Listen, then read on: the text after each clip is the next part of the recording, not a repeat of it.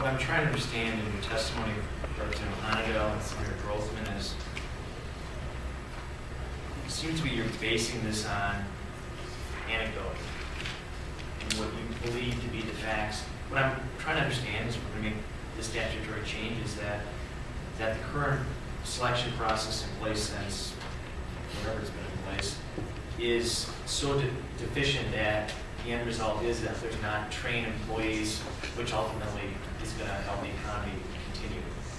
For example, we made the change to cut the technical college system budget, the largest in state history.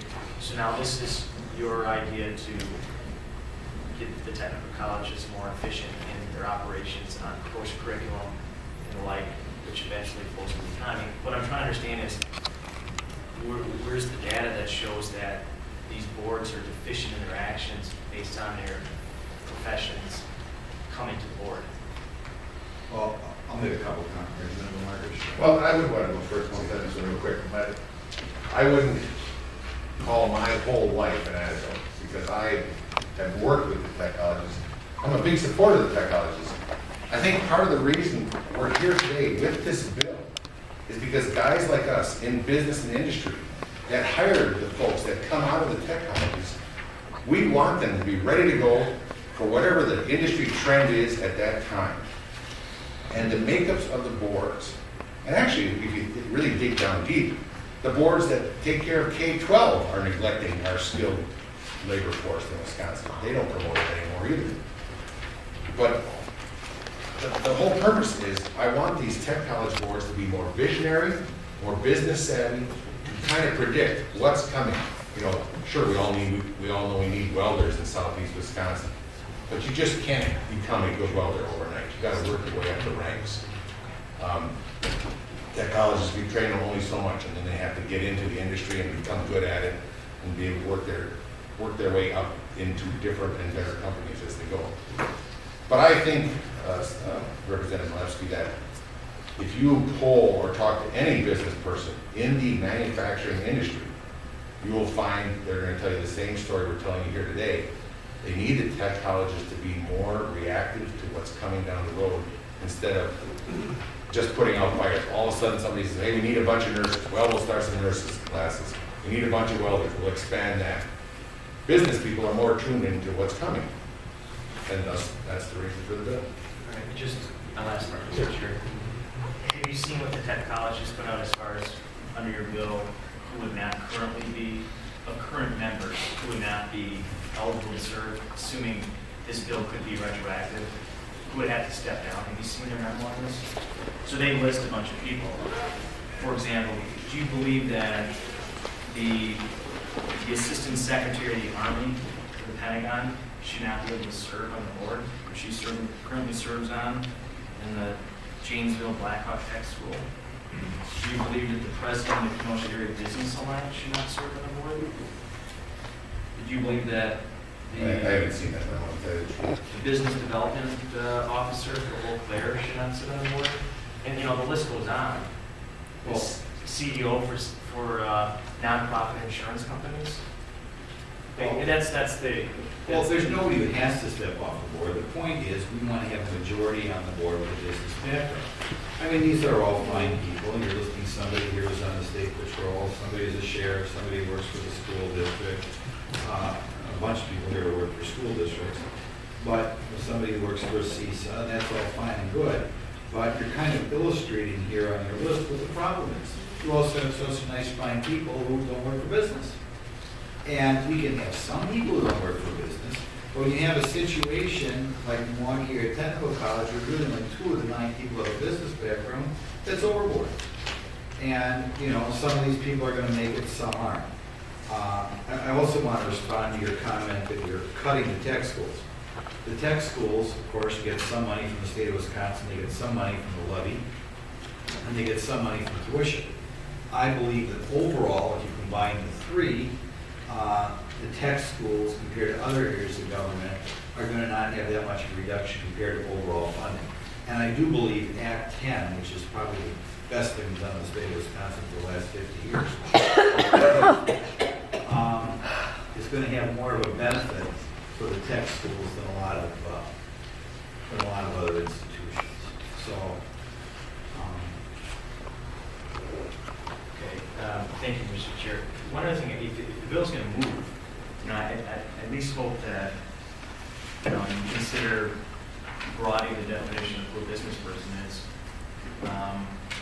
But also going to the tech boards and the associated members. Because my understanding is these people serve without salary.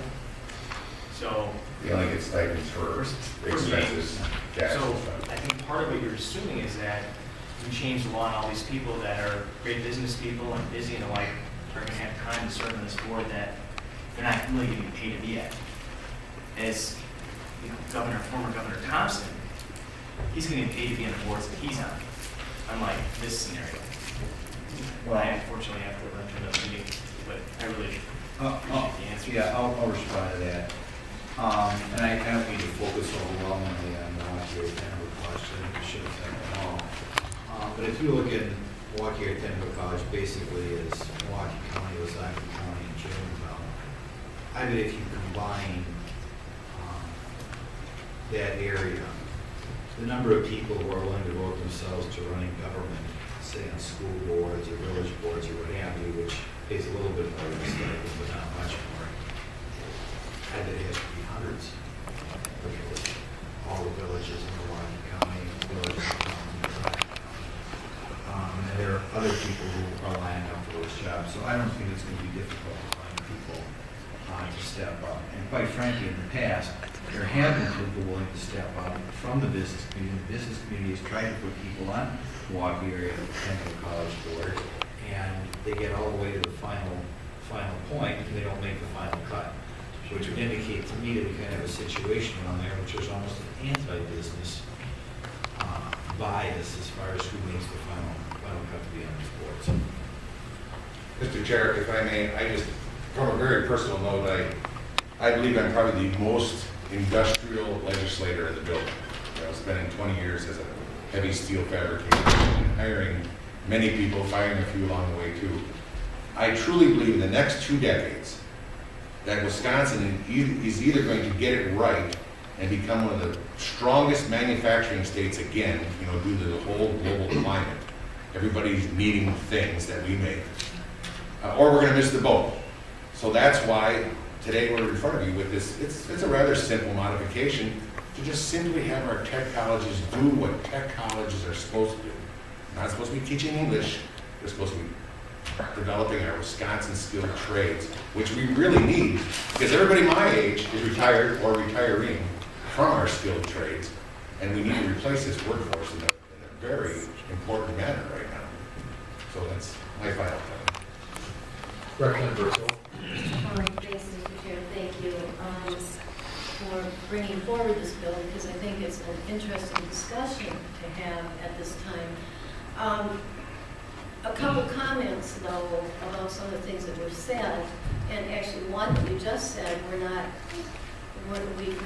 aren't asking them to teach English, but in truth we are, because I was on colleges and universities when we insisted that the tech schools upgrade, I don't know if that's a correct word to use, but upgrade their curriculum so that we would have more transferability between the tech schools and colleges, because we couldn't accommodate at, for instance, Madison, the number of students who wanted to be at Madison. And so the idea was that not only could they go to some of the other schools in the system, but they could go to technical schools and they could get the coursework that they need to be able to transfer into the UW system. And I know on a very personal level, I have 2 nephews who have done exactly that. They were able to use the technical school system to make up for the fact that they've been not so great in high school, but they were able to upgrade their skills, and now they are both in, one's in the UW system, one's in Ripon. That wasn't in existence before we insisted that the tech schools collaborate with the UW system. The other thing that I would contest is that a number of our tech schools are doing amazing jobs at staying not only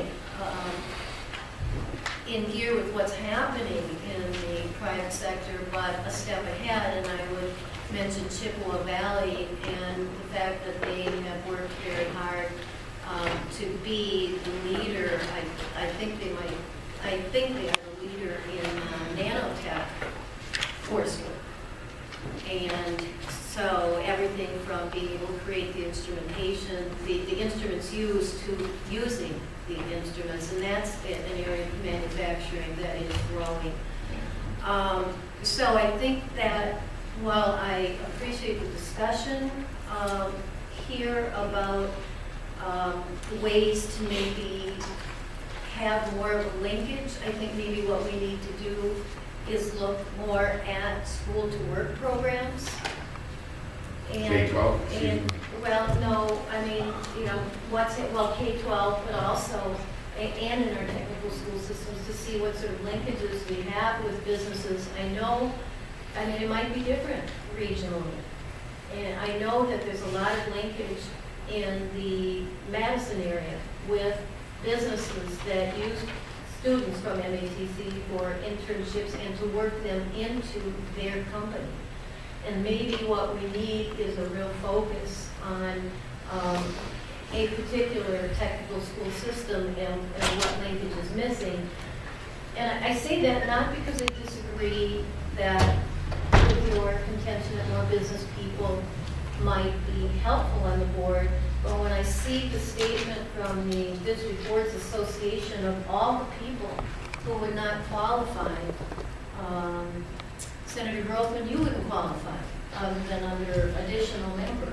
And I see that doesn't concern you, but that's fine. But I mean, If he doesn't have any business experience, maybe not. Yeah. Anyway, but there, if you take a look at the list that's on page 2 and 3 of their, the District Association's letter to us, there's a ton of people with good experience who would not be able to serve. And I think when you take a look at regional differences in employment, this might be important. You know, there are regional differences in terms of locations of employers due to resources, for instance, that are in a particular area. So I think you're trying to solve a problem in one technical school district and apply your bill to every technical school district, that perhaps there might be another solution or there might be other things we need to take a look at. As I said in the end of my testimony, we are open to looking at that too. Right, and I'll say this, I assume when tech schools testify, they're gonna say similar things to what they said in the Senate committee.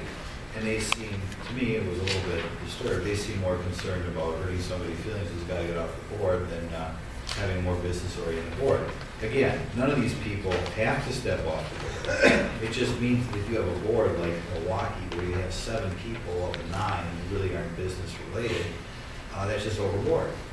You know, they can fill in 1 or 2 spots here, or 3 spots, but they can't fill up the majority of the board. And I think having a more business-oriented background, first of all, makes you more attuned to the needs of business. And secondly, it has been well publicized in Milwaukee that some of the compensation packages for the people working at MATC are online. And I think if you had people with more of a business-oriented background, they wouldn't have stood for this. Representative Walden. Thank you, Mr. Chairman. Going back to Representative